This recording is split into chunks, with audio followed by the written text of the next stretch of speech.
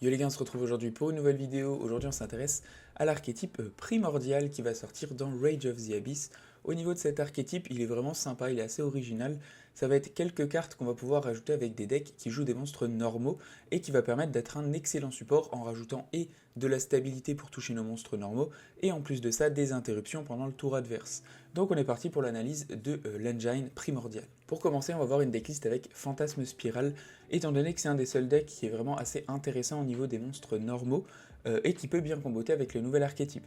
Donc au niveau de ce deck là, il joue seulement 3 monstres qui sont Megalomasher X, et ils vont jouer aussi la carte magique qui est très importante, la magie terrain Pacifis. Cette carte est toujours traitée comme Umi, on ne peut pas invoquer normalement ou spécialement des monstres à effet le tour où on active un de ses effets. Une fois par tour, si on invoque norme ou spé exactement un monstre normal, on ajoute une carte directement Fantasme Spirale depuis notre deck à notre main.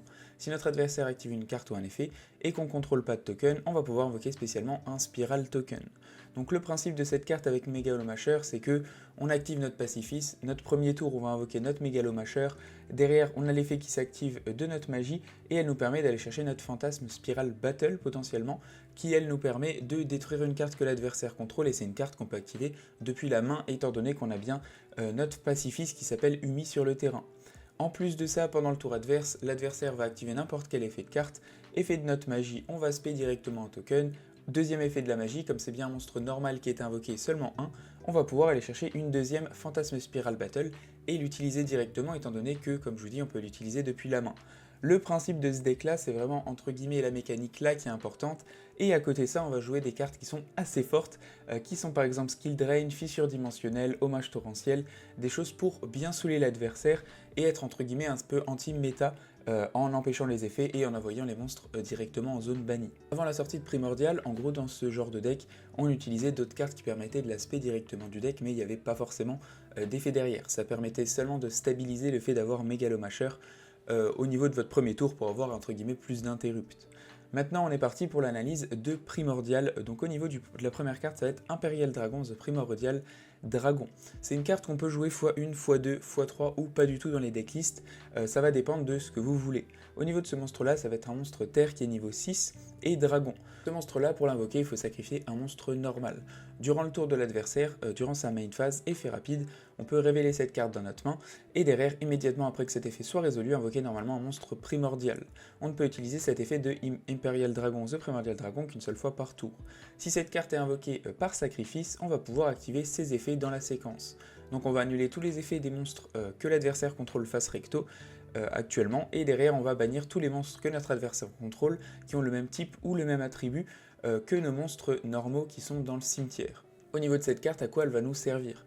Le principe, c'est qu'en fait, vous faites votre tour avec par exemple Megalomasher dans ce deck-là, et derrière, quand vous l'avez en main pendant le tour de l'adversaire, il va pouvoir faire ces trucs. Si à un moment vous voulez annuler tous ces effets de monstres sur le terrain, boum, vous activez son effet, vous sacrifiez votre Megalomasher, elle se spé, effet sur le terrain, et vous allez pouvoir directement annuler ses effets et potentiellement, s'il joue des monstres hauts ou dinosaures, vous allez pouvoir les bannir. Si par contre vous jouez, je sais pas, le Dark Magician, un deck Dark Magician avec Primordial étant donné que c'est possible, qu'on verra ça juste après, et bien derrière, s'il y a un Dark Magician au cimetière, tous les monstres qui sont ou magiciens ou ténèbres à ce moment-là vont être bannis. Donc c'est quelque chose qui est intéressant, mais ça reste quand même assez situationnel. Si vous la piochez directement et que vous n'avez pas assez de ressources, ça peut être gênant. Mais potentiellement, quand vous avez un monstre normal sur votre terrain, ça peut être une bonne interrupte en plus. On arrive maintenant à la carte la plus importante de l'engine Primordial, qui est Primordial Imperial Load, qui va être une magie continue. Les monstres normaux et primordiaux, wow, trop cool, qu'on contrôle, vous gagnez 300 d'attaque pour chaque monstre normal dans notre cimetière qui a un nom différent. Donc c'est un petit boost, c'est plutôt cool. On peut utiliser ces effets suivants de Primordial Imperial Load qu'une seule fois par tour. Quand cette carte est activée, on va ajouter une carte primordiale depuis notre deck à notre main, excepté elle-même. On peut déclarer un nom de monstre normal, invoquer spécialement un monstre normal avec ce nom depuis notre main, deck ou cimetière, et derrière on ne peut plus invoquer spécialement de monstres pour le reste de ce tour. Donc qu'est-ce qu'il y a de très intéressant avec cette carte, c'est qu'elle va absolument tout faire. Déjà il y a un petit boost au niveau de l'attaque, pourquoi pas, ça va pas changer forcément la donne, mais par contre quand elle est activée, elle permet d'aller chercher une carte primordiale. Donc là pour le moment on a vu que le monstre, mais vous allez voir qu'il y a d'autres possibilités qui sont très intéressantes. En plus de ça, quand cette carte on active son effet, c'est bien une fois par tour, on va pouvoir déclarer un nom de monstre normal et le spé. Déjà, c'est très cool parce que ça permet de stabiliser le fait de toucher vos monstres normaux. Donc là, par exemple, votre mégalomacheur. Mais dans un deck magicien sombre, ça permet aussi d'invoquer des magiciens sombres depuis le deck. En plus de ça, vous pouvez bien invoquer depuis le deck, la main, le cimetière.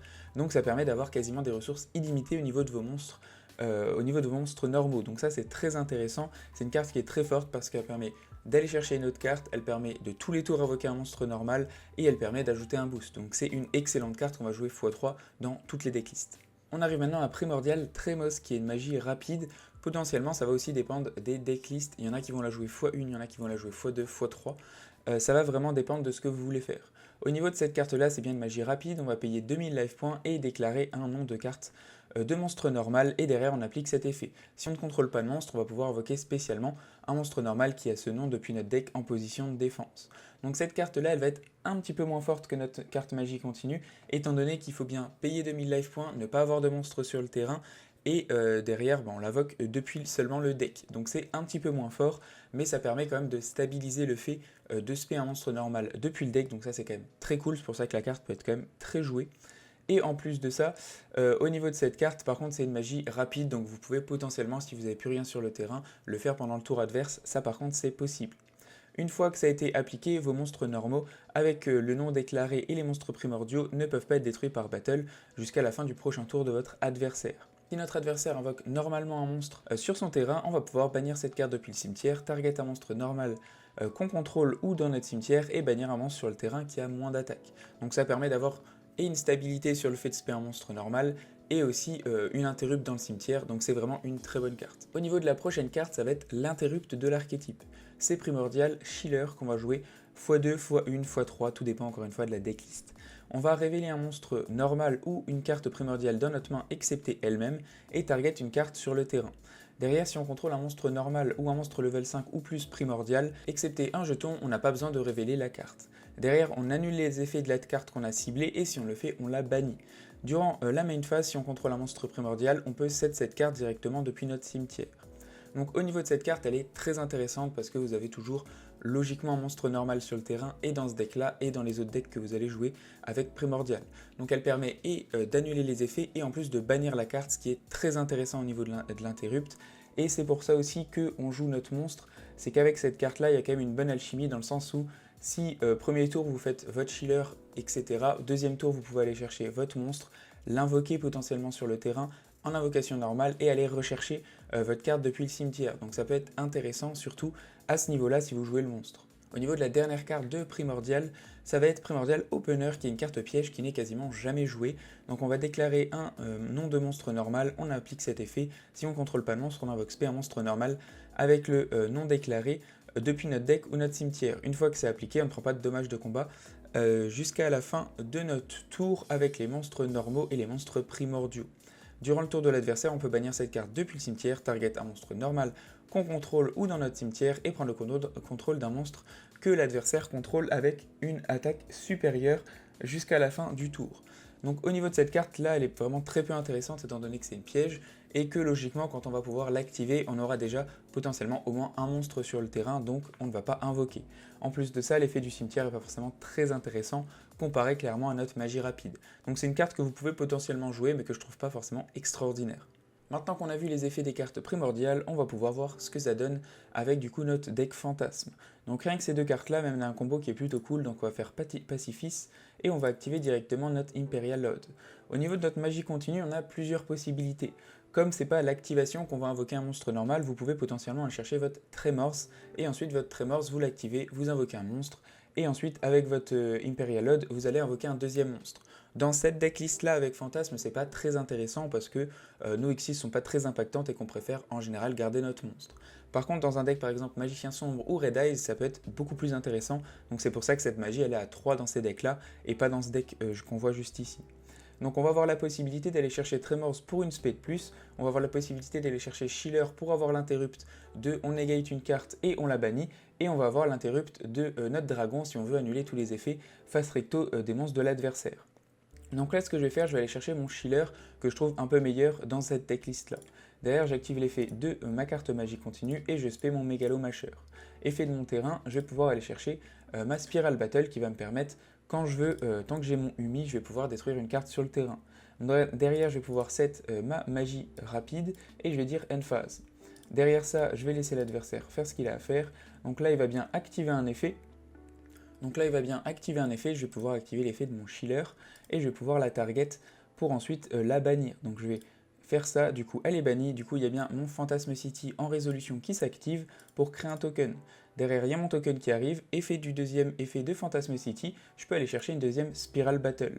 Derrière au niveau de mon tour, rien qu'en combo de cartes, j'ai encore une destruction, deux destructions, plus là c'est mon tour, effet, je peux respect un autre Mégalomasher depuis mon deck comme ceci, effet de ma magie, je peux aller chercher encore une autre piège, et ainsi de suite. On est vraiment sur seulement un combo de 2 cartes, donc ça va très très vite pour avoir pas mal de ressources et bien gêner l'adversaire. Après avoir vu ce que fait Primordial avec Phantasme Spiral, on arrive maintenant sur une decklist de Primordial avec nos monstres Dark Magician et vous allez voir que ça fonctionne vraiment bien. Au niveau du coup de la synergie, ça va être exactement la même que dans l'autre deck étant donné qu'on a beaucoup d'accès à Dark Magician, plus des interrupts de plus. Donc voilà, au niveau de cette decklist, c'est pas forcément, vous pouvez changer plein de trucs, il n'y a rien de très sûr. La seule chose que je conseille, c'est vraiment de jouer Skill Drain dans ce genre de deck parce que ça va extrêmement gêner l'adversaire et que vous, avec vos monstres primordiaux et vos monstres Dark Magician, en général, vous êtes plutôt bien. Au niveau du petit combo que je voulais vous montrer, j'ai juste besoin de 2 cartes au final. Au niveau du petit combo que je voulais vous montrer, c'est le combo du coup d'avoir Illusion du Chaos plus Primordial Imperial Odd. Donc en soi, c'est un petit combo, on va faire juste lui comme ceci. Et on va pouvoir ajouter à notre main notre Magicienne Rod. Donc elle va rentrer dans le deck comme ceci. Effet de coup de Primordial, on va aller chercher notre magie rapide pour avoir 2 magiciens directement sur le terrain. On va l'activer, on va bien mettre Dark Magicienne, comme ceci. Hop, on va pouvoir le spé directement depuis notre deck, notre premier magicien. Derrière, je vais pouvoir invoquer normalement mon Rod. Effet de Rod, je vais pouvoir aller chercher mon Soul Servante. Soul Servante, je vais l'activer comme ceci.